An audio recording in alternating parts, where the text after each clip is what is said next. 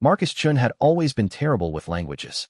Back on Earth, he'd failed Spanish twice, barely scraped through Mandarin despite his heritage, and his attempt at French had been so catastrophic that his professor suggested he stick to mathematics. So when the Galactic Council assigned him to the Cultural Exchange Program on Kepler 442b, everyone assumed it was some kind of cosmic joke. The irony wasn't lost on him as he stood in the pristine corridors of the Zephyrian embassy, clutching a translation device that had been malfunctioning for the past 3 days.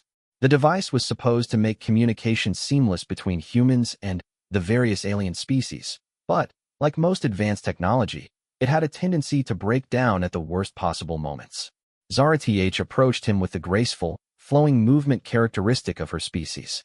The Zephyrians were ethereally beautiful, with skin that shifted through subtle shades of blue and silver like moonlight on water. Their large, luminous eyes seemed to hold the wisdom of ancient stars, and their willowy forms moved with an otherworldly elegance that made humans feel clumsy by comparison. She was his assigned cultural liaison, responsible for helping him understand Zephyrian customs, traditions, and social structures. Over the past month, they had developed what Marcus thought was a genuine friendship, despite the language barriers and cultural differences that sometimes made communication feel like navigating a minefield. "Marcus," she said, her voice carrying the melodic quality that made all Zephyrian speech sound like distant music, "I have prepared the documentation you requested regarding our agricultural systems." He nodded gratefully, accepting the crystalline data pad she offered. The Zephyrians stored information in these translucent devices that could project holographic displays with incredible detail. Their technology was centuries ahead of Earth's, yet they had chosen to share it freely as part of the cultural exchange program. "Thank you, Zara-Th. Your people's farming techniques could revolutionize food production on Earth. The way you've managed to increase yield while actually improving soil quality is..." He paused, searching for the right word in her language, "miraculous." She tilted her head slightly.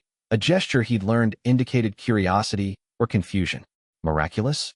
I am not familiar with this concept in your language." Marcus fumbled with his broken translator, smacking it gently in hopes of coaxing it back to life. The device sputtered, displaying fragments of translations that made no sense. He sighed in frustration, realizing he would have to explain using the limited Zephyrian vocabulary he had managed to learn. "It means..." He struggled with the pronunciation, "something that seems impossible, like magic, but good magic. Something that brings wonder and joy." Zara-Th's skin shimmered slightly, cycling through deeper shades of blue. He had learned that this was often a sign of strong emotion, though he wasn't always sure which emotion it represented. "Your species has an interesting perspective on achievement," she observed. "What we consider logical application of scientific principles, you view as something beyond natural law." "Maybe that's what makes humans different," Marcus suggested, settling into one of the specially designed chairs that could accommodate both human and Zephyrian physiology. "We see wonder in everything, even in everyday things." "Elaborate on this concept of wonder," Zara-Th said, positioning herself gracefully across from him. "It seems to be central to human psychology, yet it translates poorly into our linguistic frameworks." Marcus found himself grinning. These philosophical conversations had become his favorite part of the exchange program. While other humans were focused on the technological aspects of first contact, he was fascinated by the differences in how their species perceived reality. "Wonder it's the feeling you get when you see something that amazes you. Like the first time I saw your city from orbit, with those spiraling towers that seemed to grow rather than being built. Or when I watched your people communicate through those light patterns you project. It's not just appreciation, it's deeper. It's feeling small but also expanded at the same time." Zara-Th's eyes widened slightly, and her skin began cycling through colors he'd never seen before, rapid shifts between silver, deep blue, and something that might have been purple. "This sensation you describe," she said slowly, "we do not have a direct equivalent. The closest concept in our language would be recognition of elegant complexity, but that seems insufficient." "That's exactly my point," Marcus said excitedly, leaning forward. "Humans find beauty and meaning in chaos, in imperfection, in things that don't make logical sense. We create art that serves no practical purpose. We tell stories about people who don't exist. We fall in love, which is basically a temporary form of insanity that somehow makes life better." The color shifting in Zara-Th's skin intensified, and Marcus realized he might be overwhelming her with concepts that didn't translate well. "I apologize," he said. I get carried away sometimes. My colleagues say I think too much about feelings and not enough about facts. No, Zarath said quickly, do not apologize. This is fascinating. These concepts you describe, they explain much about human behavior that has puzzled our researchers. Your species makes decisions that seem illogical from a pure efficiency standpoint, yet somehow achieve remarkable results. Marcus nodded enthusiastically. Exactly. Like the fact that we're even here, having this conversation. Logically, first contact should have been handled by our best diplomats, our most brilliant scientists, our most cultured representatives. Instead, they sent a guy who can't even speak his own planet's languages properly. Perhaps, Zarath suggested, her voice taking on a thoughtful tone, that was not an accident. Before Marcus could ask what she meant, an alarm began sounding throughout the building. The melodic tones were urgent, but not panicked, indicating some kind of scheduled event rather than an emergency. Zarath rose gracefully, her skin shifting to a pale silver that Marcus had learned indicated focus or concentration. The council session is beginning. I must attend to my duties, but I would very much like to continue this discussion later. Of course, Marcus said, standing as well. I'll be in the archives, trying to make sense of your historical records, assuming I can figure out how to operate the viewing system without breaking it. Zarath made a sound that might have been laughter, a soft chiming noise that reminded Marcus of wind chimes in a gentle breeze. You underestimate your capabilities, Marcus-chun. You have broken nothing that was not already fragile. As she glided toward the door, Marcus called after her. Zarath, wait. There's something I've been wanting to tell you. She paused, turning back with that characteristic head tilt. Marcus felt his face warming as he realized how personal his next words might sound. But their conversations had been so open, so honest, that he felt compelled to share something that had been on his mind for days. I just wanted to say that getting to know you has been the most amazing part of this whole experience. You've changed the way I think about, well, everything. You're brilliant and kind and patient with my clumsy attempts to understand your culture. You're absolutely beautiful, not just physically but as a person. In English, we'd say you're wonderful. The moment the word left his mouth, Marcus realized he had used English instead of Zephyrian.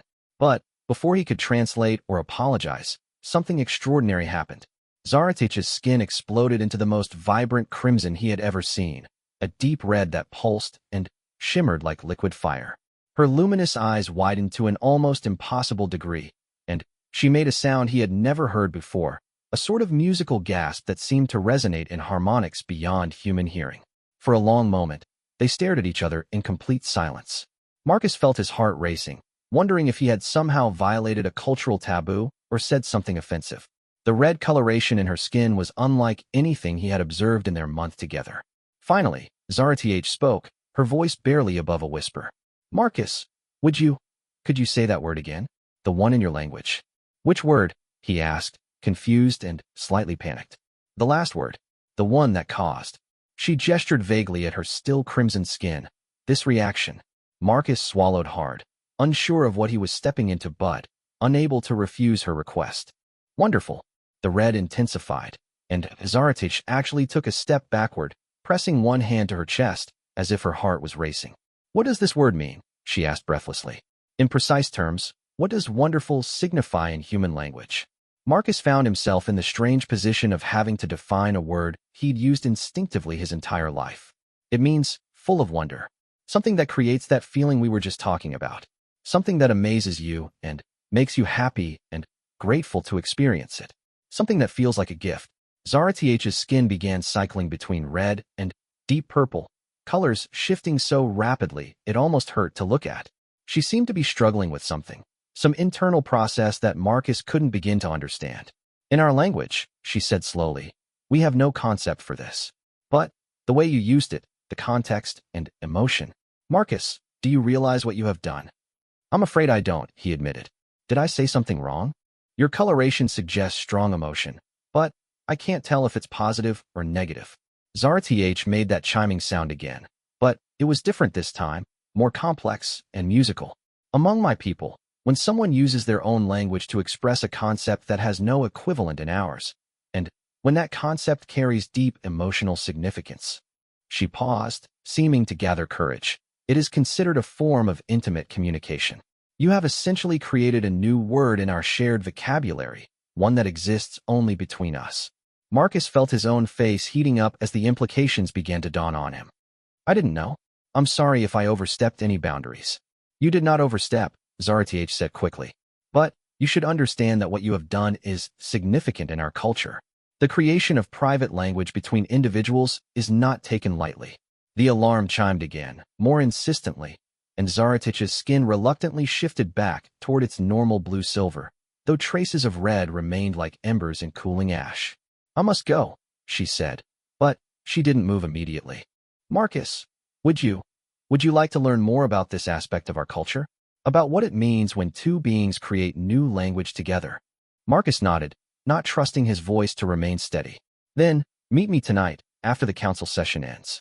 There is something I must show you, something that will help you understand why that one word has changed everything between us. She turned and glided quickly toward the door, leaving Marcus standing alone in the room, his mind racing with questions and possibilities he hadn't even known existed. The rest of the day passed in a blur of distraction for Marcus. He tried to focus on his research in the archives, attempting to understand the complex social structures that govern Zephyrian society, but his mind kept returning to the moment when Zarth's skin had turned that incredible shade of crimson. The way she had asked him to repeat the word wonderful, the breathless quality in her voice, the suggestion that he had somehow changed everything between them with a single English word. The archives were a marvel of Zephyrian technology, vast crystalline chambers where information was stored not in physical form but as patterns of light that could be accessed and manipulated through thought interface systems. Marcus had spent weeks learning to operate the basic functions, and he was finally beginning to navigate the historical records with something approaching competency. Today, however, his usual fascination with alien technology felt secondary to his burning curiosity about what Zarth had promised to show him. He found himself researching Zephyrian cultural practices related to language and communication, hoping to understand what he had stumbled into. What he discovered both amazed and unsettled him. According to the records, language among the Zephyrians was not merely a tool for communication, but a living, breathing aspect of their consciousness. Their words were connected to the color-shifting ability of their skin, with different concepts triggering specific physiological responses. More fascinating still was the concept of linguistic bonding, a phenomenon where two individuals could create shared vocabulary that existed nowhere else in their society. The historical records suggested that linguistic bonding was rare and significant, typically occurring between life partners or individuals destined for deep spiritual connection. The creation of private language was seen as a form of intimacy comparable to human concepts of marriage or soul bonding. When one being introduced a concept from their native language that had no equivalent in Zephyrian, and when that concept caused a strong physiological response in a Zephyrian, it was considered the beginning of what their society called cognitive fusion. Marcus felt his stomach drop as he realized the magnitude of what had happened. He had accidentally initiated what amounted to an alien courtship ritual. The thought terrified and thrilled him in equal measure. Over the past month, he had developed feelings for Zarth that went far beyond professional admiration or even friendship. Her intelligence, her curiosity about human nature, her patient kindness as she helped him navigate cultural differences, all of it had combined to create emotions he hadn't expected to feel on an alien world. But he was human, and she was Zephyrian. The practical implications of any kind of romantic relationship seemed overwhelming. Different biology, different lifespans, different home worlds separated by impossible distances. Even if mutual attraction existed, how could it ever work? As the day wore on, Marcus found himself alternately excited and anxious about the evening meeting. Part of him wanted to find Zarth immediately and explain that his use of the word wonderful had been unintentional, that he hadn't meant to initiate any kind of bonding process. But a larger part of him was curious about where this unexpected development might lead. The council session ended just as the Zephyrian sun was setting, painting the sky in shades of violet and gold that had no equivalent on Earth. Marcus made his way to the specified meeting location, a secluded garden area within the embassy complex that he had never visited before. When he arrived, he found Zarth waiting beside a fountain that projected cascading patterns of light instead of water. She had changed from her formal council attire into something more casual, a flowing garment that seemed to be woven from threads of starlight. Her skin was cycling slowly through shades of deep blue and silver, with occasional flashes of that same red from earlier. Marcus, she said as he approached, thank you for coming. I was not certain you would. I have to admit, I'm curious, he said, settling beside her on a bench designed to accommodate multiple body types. And also a little worried that I accidentally did something inappropriate. Zarth made that chiming laugh sound. You did something unprecedented, but not inappropriate. However, I believe you should understand the full implications before we proceed any further. She gestured toward the light fountain, and the patterns shifted, forming three-dimensional images that illustrated her words as she spoke. Among my people, language is not separate from identity. Our words are part of our biological nature, connected to our emotional and physiological responses. When we hear concepts that resonate deeply with our consciousness, our skin responds involuntarily. The stronger the resonance, the more dramatic the color change. The fountain showed images of Zephyrians communicating, their skin shifting through various hues as they spoke and listened. When you used the word wonderful to describe me, and when you explained its meaning, something extraordinary happened. The concept you described, this idea of being full of wonder, does not exist in our language or our culture. Yet when I heard it, when I understood what you meant, my entire being responded, as if recognizing something it had been missing. Marcus watched the light patterns, trying to understand. You're saying that English has concepts that Zephyrian doesn't. More than that, Zarth said, her skin shimmering with excitement. I am saying that human consciousness contains elements that Zephyrian consciousness lacks, just as ours likely contains elements yours does not. When you introduced me to the concept of wonderful, you were not just teaching me a word. You were sharing a way of experiencing reality that my species has never developed. The implications hit Marcus like a physical force. So when your skin turned red, it was my consciousness attempting to process an entirely new form of awareness. In our culture, this is called cognitive expansion, and it is considered one of the most intimate experiences possible between two beings. Marcus felt his heart racing as he began to understand. And the fact that it happened when I was describing you. Zarth's skin cycled through rapid patterns of red and purple. Yes, you were not merely expressing appreciation for my appearance or personality. You were offering to share with me a completely new way of experiencing myself and my relationship to the universe. They sat in silence for several minutes, watching the light fountain cycle through abstract patterns that seemed to mirror the complexity of their situation. Zarth, Marcus said finally, I need to be honest with you. When I used that word, I wasn't thinking about cultural implications or consciousness expansion. I was just expressing how I feel about you. And how do you feel about me? She asked softly. Marcus took a deep breath, knowing that his answer would change everything between them. I think you're incredible, brilliant, and beautiful, and kind. Being around you makes me feel like I'm discovering parts of myself I didn't know existed. In human terms, I'd say I'm falling in love with you. The red in Zarth's skin intensified until she seemed to glow like a living flame. Love, she repeated, testing the word. Another concept we do not have direct equivalent for. What do your people call it when two individuals feel deep emotional and physical attraction, when they want to share their lives and support each other and build something together? We call it resonant partnership, Zarth said. But your concept seems to contain elements of wonder, of finding beauty in imperfection, of choosing emotion over logic. These are very human additions to what we would consider partnership. Marcus turned to face her fully. Are you saying that humans love differently than Zephyrians form partnerships? I am saying that until today, I did not realize there were different ways to approach deep emotional connection. Your species has developed something unique, something that creates joy even in the midst of difficulty and uncertainty. She reached out tentatively, and Marcus met her halfway, their hands touching for the first time. Her skin was warm and incredibly soft, with a subtle texture that reminded him of silk. Marcus, what you have shared with me today has changed how I understand my own emotions.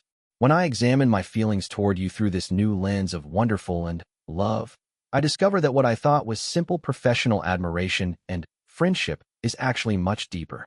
What are you saying? He asked, though he thought he knew. I am saying that I would like to explore this human concept of love with you.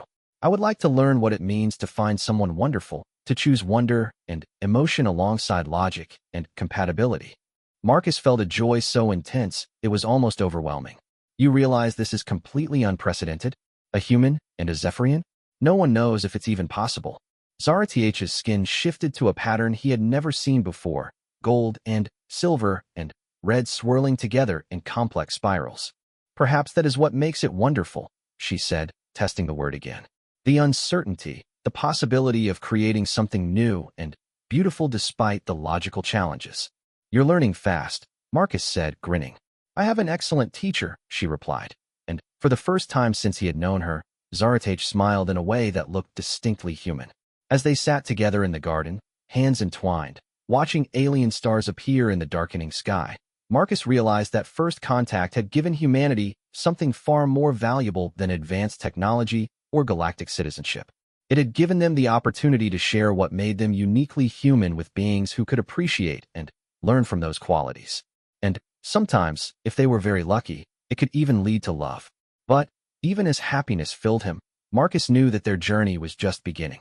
Cultural differences, biological incompatibilities, the vast distances between their home worlds, all of these challenges lay ahead. The question was whether love, human-style love with all its wonder and irrationality, would be strong enough to overcome them. Looking at Zaratach's glowing skin and the joy in her luminous eyes, Marcus thought it just might be 3 months had passed since that pivotal evening in the garden, and the relationship between Marcus and Zaratach had become something entirely unprecedented in galactic history. Their linguistic bonding had evolved into something the Zephyrian Council was calling cross-species cognitive synthesis, a phenomenon that was attracting attention from xenobiologists and cultural anthropologists across the galaxy. Word of their relationship had spread far beyond the embassy. What had begun as an accidental slip of the tongue had become a case study in interspecies communication and emotional development. Researchers from dozens of different civilizations were requesting permission to observe and document their interactions, fascinated by the implications of what humans and Zephyrians might accomplish together. Marcus found the attention both flattering and overwhelming. He had never intended to become a poster child for human-alien relations, but that seemed to be exactly what was happening.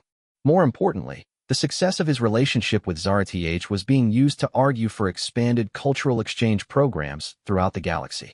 The challenges, however, were very real and very complex.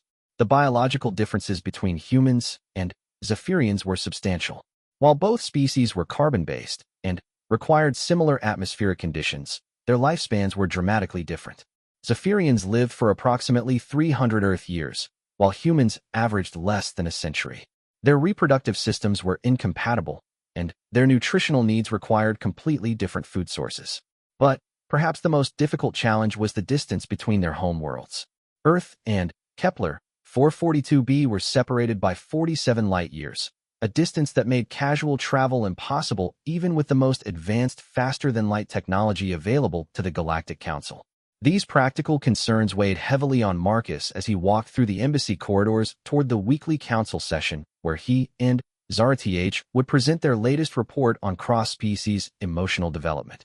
Over the months, these presentations had evolved from simple cultural observations into groundbreaking research on consciousness, emotion, and the nature of love itself. He found Zaratach in her office, surrounded by holographic displays showing communication patterns between humans and various alien species. Her skin was cycling through the deep blue colors that indicated intense concentration, with occasional flashes of gold that Marcus had learned meant she was excited about a discovery. "Marcus," she said as he entered, "look at this data. Do you see the pattern?" She gestured toward a complex, three-dimensional graph that tracked emotional resonance across different species during first contact scenarios. Points of light represented successful communication breakthroughs, while darker areas showed misunderstandings and failed connections. "What am I looking at?" he asked, settling beside her. "This shows communication success rates between humans and 12 different alien species over the past 50 years. Look here, and especially here."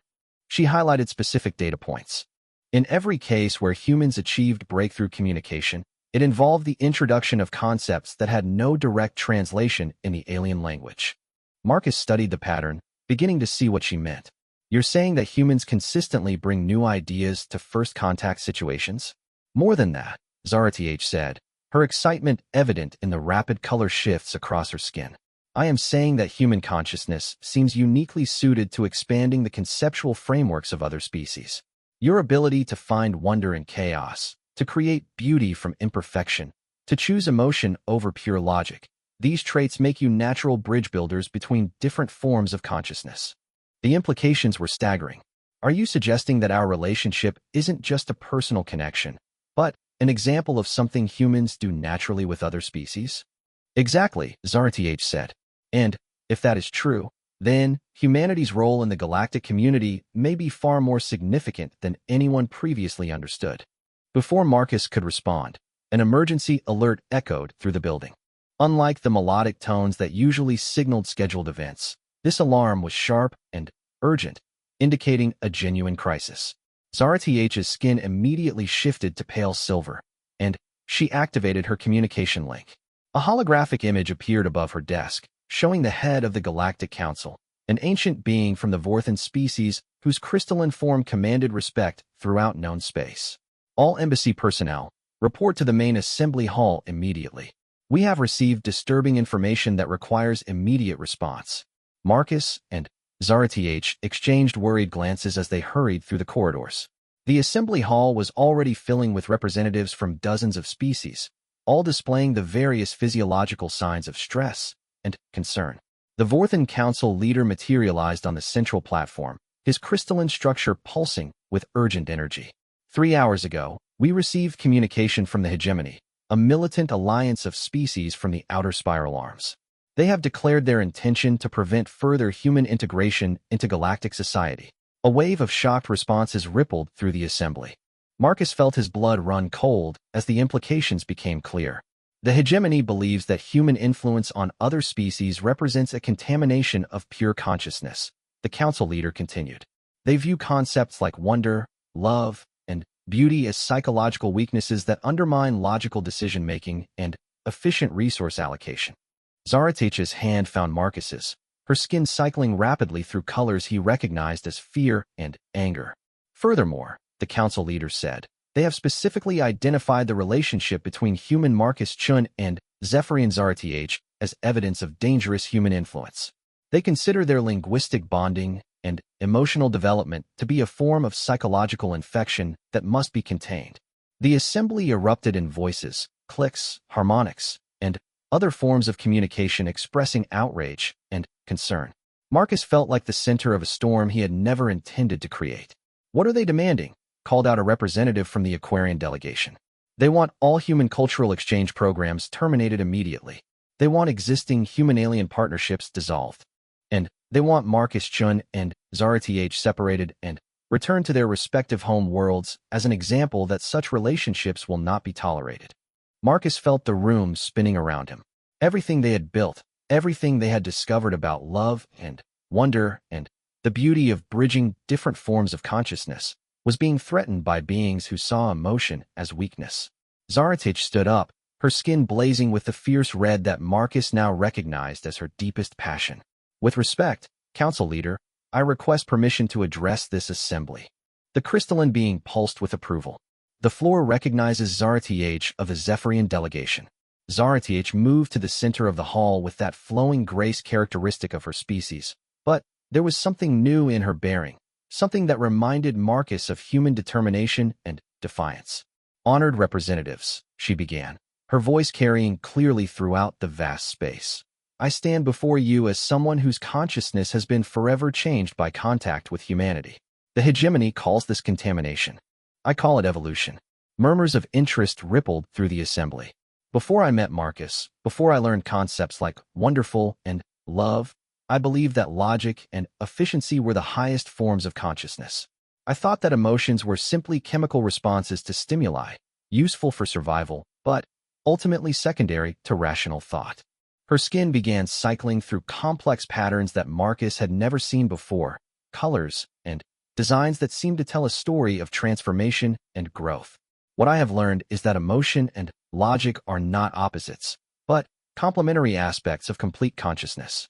The human capacity for wonder does not diminish analytical thinking.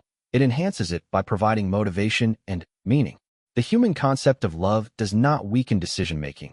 It strengthens it by expanding the factors we consider important. She turned to face Marcus, and her skin exploded into that brilliant pattern of gold, silver, and red that represented their shared vocabulary, their private language of cross-species affection. The hegemony fears human influence because they recognize its power. They understand that once a being experiences wonder, pure efficiency becomes insufficient. Once a consciousness learns to love, mere survival becomes inadequate. The assembly was completely silent now, hanging on her every word. I propose that rather than viewing human consciousness as contamination, we recognize it as catalyst. Humanity does not diminish other species. It helps them become more complete versions of themselves. The linguistic bonding between Marcus and myself has not made me less Zephyrian. It has made me more than I was before. She paused, looking around the assembly at representatives from dozens of worlds and cultures. The choice before us is simple. Do we embrace growth, change, and the expansion of consciousness? Or do we choose stagnation and isolation out of fear of becoming something greater than we were? The silence stretched for long moments before the council leader spoke. What do you propose we tell the hegemony? Zaratiech's skin blazed with defiant beauty as she answered. We tell them that consciousness is not a finite resource that can be contaminated.